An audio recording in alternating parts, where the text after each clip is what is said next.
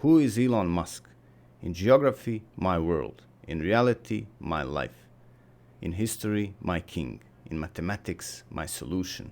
In mythology, my God. In astronomy, my universe.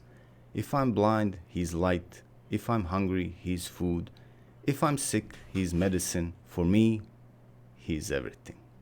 Hi, tonight we're gonna do a tier list. I wanted to make this video for a while now, but I'm glad I didn't because there's been some development with some of these people I'm gonna talk about, so this is the perfect timing, just perfect. I'll be mentioning some of these big YouTubers, as you can see from the title, and just celebrities in general. For all those who are gonna say I'm a hater, I know some will. It's not hate. Hate is a strong word, too strong of a word for this. This is just innocent fun. I'm gonna have a little innocent fun. I hope these guys can survive me and my 50 views. Okay? Is it allowed to talk about these people in any other form than absolute praise and adoration? Is it? Can we? Can we please? Thank you. Let's do it. Let's see what we can do. Just some innocent fun, as I said. Okay, as you see, I've prepared the I like him, but I love him. Elon is a genius. Shoelace, I'll explain. Ultimate suck-up. Let's start. I put him here also. And let's start with him, Elon himself, because he really loves himself. So we'll put him in Elon is a genius. I believe he really thinks for himself. He's a genius. Maybe even he should go all the way to the top, but he's not sucking up to himself, so he's not really simping to himself. He just thinks he's a genius. Let's put him here. Don't jump on every little detail. Don't be too scholastic about this. Let's have some fun, okay? Next in line that I have here is Joe. We all know Joe loves him, but to me it's interesting why he loves him. Why is he so? We all saw these clips. Let's see some actually right now. Let's say this one. When I talk to Elon Musk, I'm very aware how dumb I am. Really? Yes, when I talk to Lex Fridman. We all saw clips like this. There's a million of them. There's even better ones. I was honestly too lazy to find them, where he's talking how when he's talking with Elon, he can see or feel how he's thinking about formulas and this and that. Now I was thinking about that. Is it really that Joe thinks that Elon is that smart?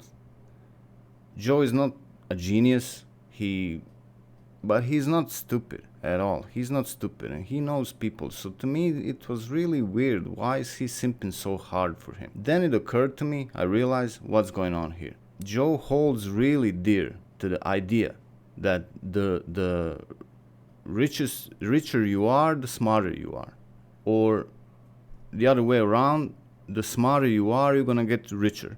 The more intelligent you are, you're gonna get richer. And the only reason why these extremely rich people are rich is because they're the smartest, they're the most intelligent. That's his worldview. He likes that also. He likes to believe that because out of all of his friends, he's financially by far the most successful one.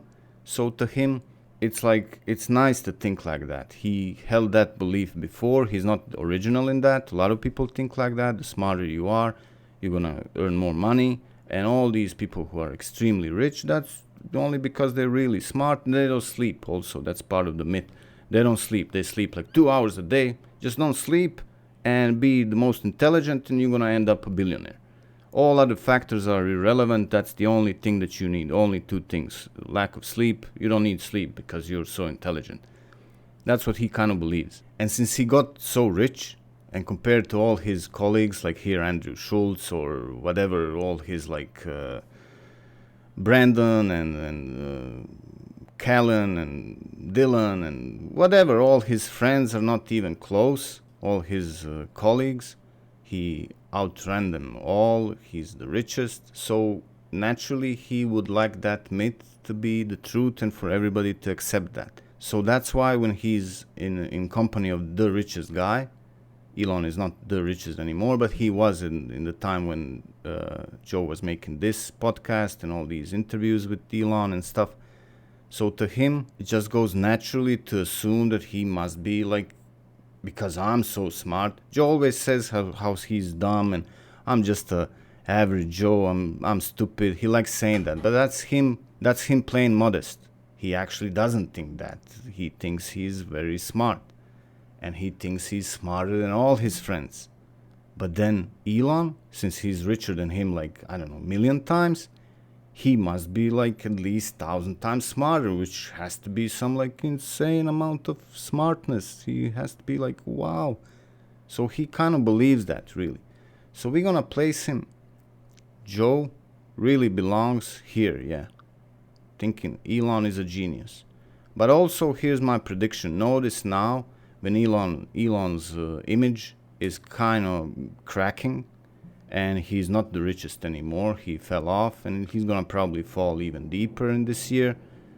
You're gonna notice how Joe just stops talking about it. He's just gonna skip him.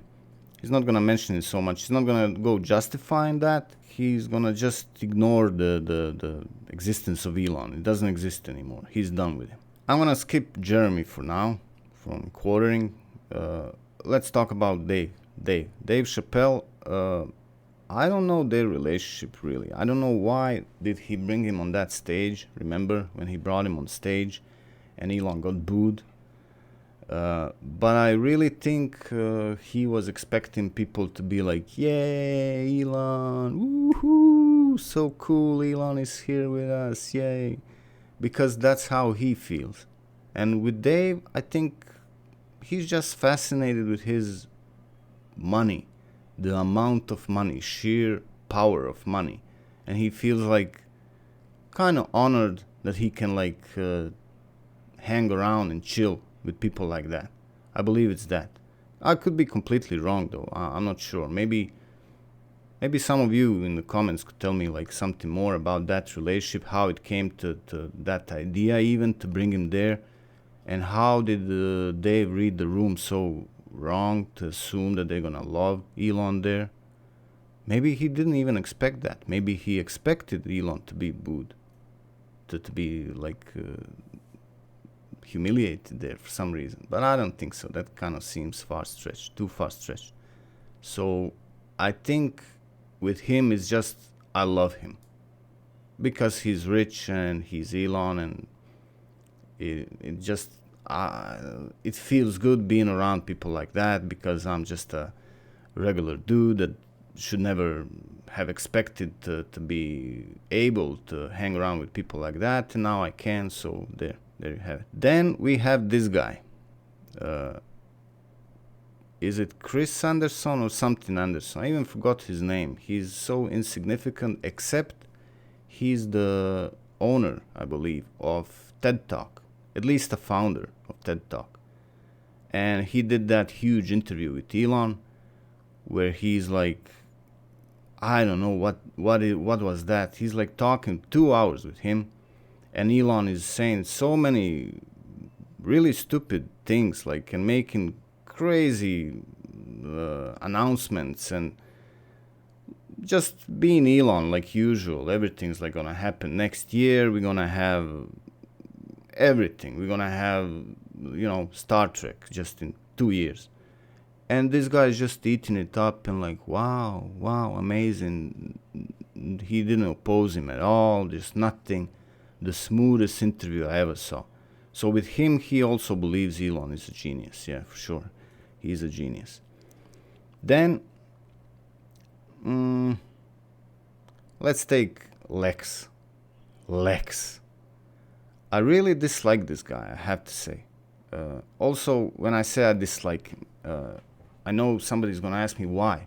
The other day I said I don't like Destiny and Hassan, and this one guy got really offended and asked me to elaborate in some essay. Can I write an essay talking about all their political views and all their faults that they did to me and whatever? But I don't need that.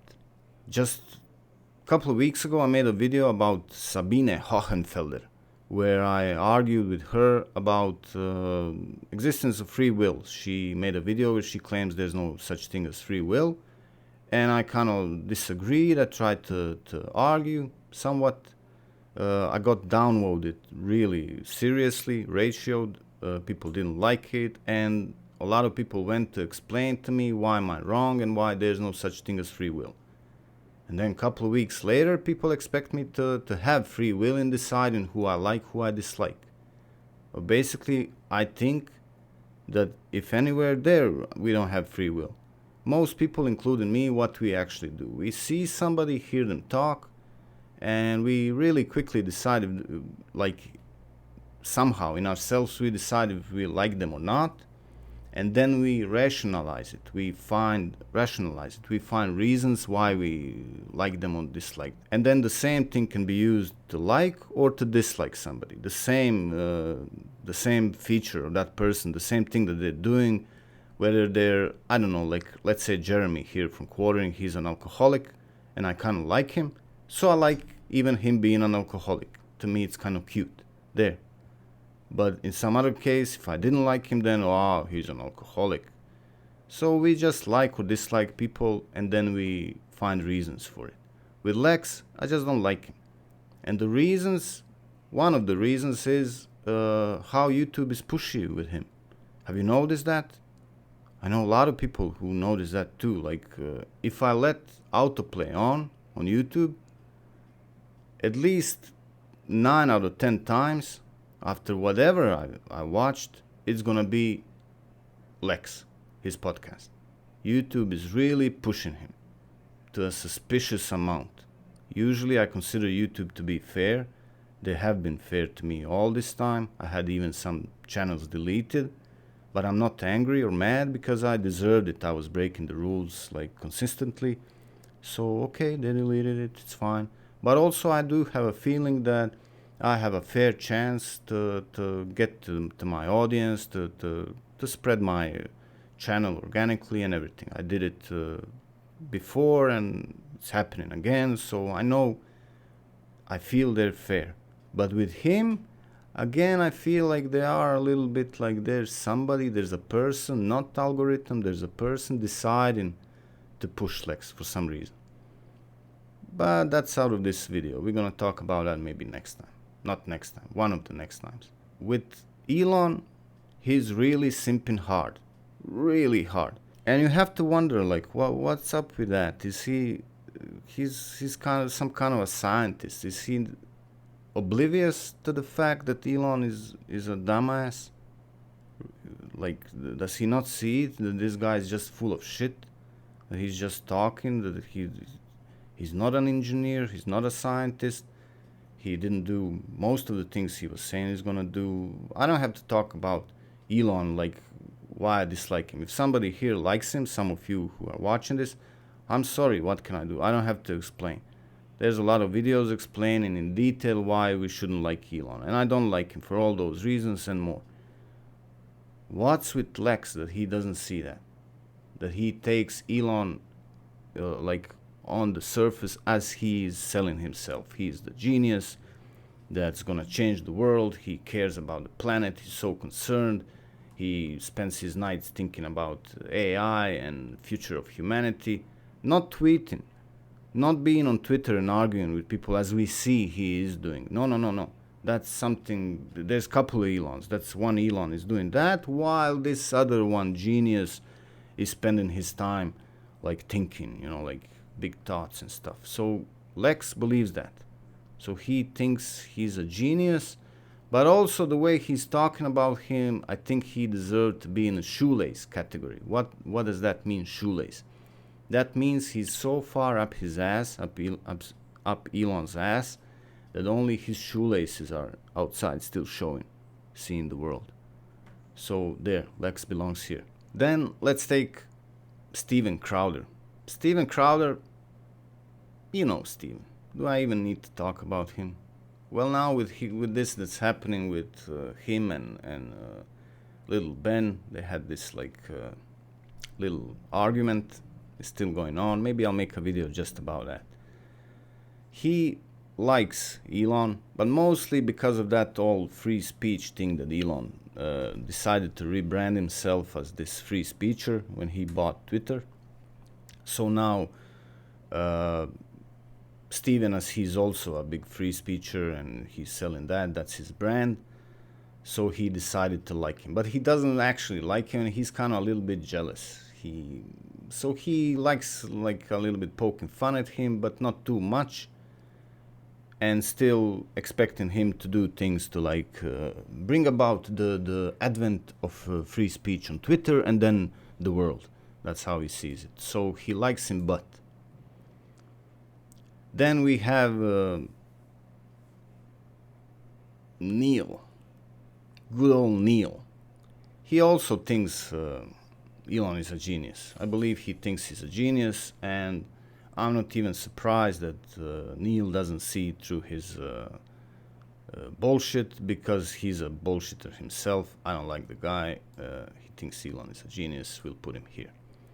And then Jeremy, I left him last because he's kind of most fun, and it's about him when I said there's been new development. So out of all these characters here, Jeremy had the biggest character arc. So he started off really simping hard for Elon when he bought Twitter. He started making these videos where he really expected everything that Elon says is gonna happen exactly like that. So Elon unblocks 2 people, so now all of a sudden Twitter is gonna become this huge free speech platform, and that's gonna even bring about the death of all media. All of a sudden Twitter exists as it was existing for what, 10 years? All media is alive and well, but now, since he unblocked some 2 guys who nobody cares about, whoever, whatever, now all the boomers are gonna stop watching Fox or CNN, whatever, those, whichever side they choose. They're gonna stop watching that, and they're gonna go on Twitter and follow some, I don't know who they're gonna follow to find out those things that they've been fed daily through these channels. So I don't know how he was expecting that. And then when Elon made that video about, made that post, that poll actually on Twitter about him leaving as a CEO, finding somebody else to lead the company. And that night, Jeremy got drunk, really pissed drunk, and made a video where he made really a fool out of himself. He was comparing that to 9/11, that it's the most important video that he's making. He was drunk, pissed drunk, and he made like 10 tweets persuading people to go and vote on that poll for Elon to stay. Because we need you, don't go, please, Elon, stay. Then he even went on to propose to Elon that he's gonna be a CEO of Twitter, and basically made a proposition in tweets like, I can do it, I have experience, I used to work for these companies and this and that. Really embarrassing.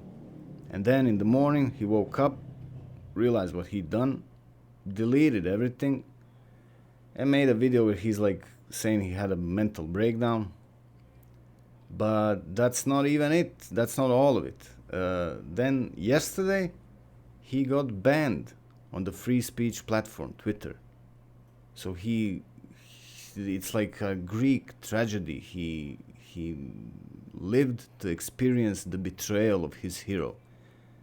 And the worst thing is, he got banned because he was reported by this one Eliza Blue, some Blue, I don't even know, some person, first time I heard about her. She's supposedly a close friend of Elon. So it's not that Elon doesn't know that. So now Jeremy is expecting Elon himself to unblock him, because when he tried to appeal the decision, nothing happened. So now that's really an arc from adoration, simping to the fullest, and then finally the sobering mourning of betrayal that he experienced. But I will still put him in the ultimate suck up, because he is really, he's the one. We'll see how it develops. Maybe in next few days, maybe he'll change his mind. He did say, let's see this. Well, new boss, same as the old boss, apparently. Twitter. Yeah, so he's sad. New boss, same as the old boss. He's disappointed. We'll see how it goes. I hope everything goes well for him. I like Jeremy.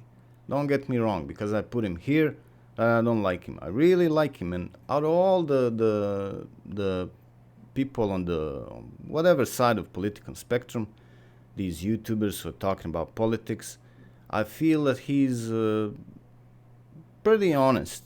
There's every one of them is a grifter, at least a little bit. But in him, with that incident that he has where he went all in simping for Elon, it actually made me appreciate him more, because he's obviously not completely grifting and considering all his audience to be just stupid, and he, like, let's say Steven is doing. Steven Crowder is a grifter 101. He doesn't believe anything he's saying. He's pretending so long that maybe he started believing some things himself, but nah, not really. He doesn't care. It's all about money and just views and clicks and all of that. But Jeremy, he is also grifting, of course, a little bit, but there's a lot of honesty there too. So there, I kind of like him. And we're gonna end this video in a high note. This guy is actually above all levels, but we're gonna put him in ultimate suck up. This is just some random Brazilian influencer. His name is Rodrigo America, and the guy went so far to tattoo Elon's name, Elon Musk, and a rocket on his forehead. So there's that. And in the end, let's read this poem. It's some Brazilian guy also. He seems to be really loved in these really poor countries, Elon. Brazil, India, they love him. I don't know what's about that, like what's going on there, why they love him so much in these countries. There's so many groups. If you go to any group that's dedicated solely to adoration of Elon Musk, is gonna be mostly Indians. So this one's Brazilian, and he wrote a poem. Who is Elon Musk? In geography, my world. In reality, my life. In history, my king. In mathematics, my solution. In mythology, my God. In astronomy, my universe. If I'm blind, he's light. If I'm hungry, he's food. If I'm sick, he's medicine. For me, he's everything. So that's it for this video. I hope you like it. I'm sorry for my voice. Maybe you can hear that I've been sick a little bit. Maybe it's COVID. I don't know. I haven't been tested, but I have the symptoms. We'll see. Thanks for watching. Please subscribe. The channel is growing slowly but surely. We're gonna get there. So it's moving nicely. Thanks for being here. Thanks for commenting. Comment some more. Like, share, subscribe, all those. Like, click whatever it's clickable. And I'll see you in the next one. Bye.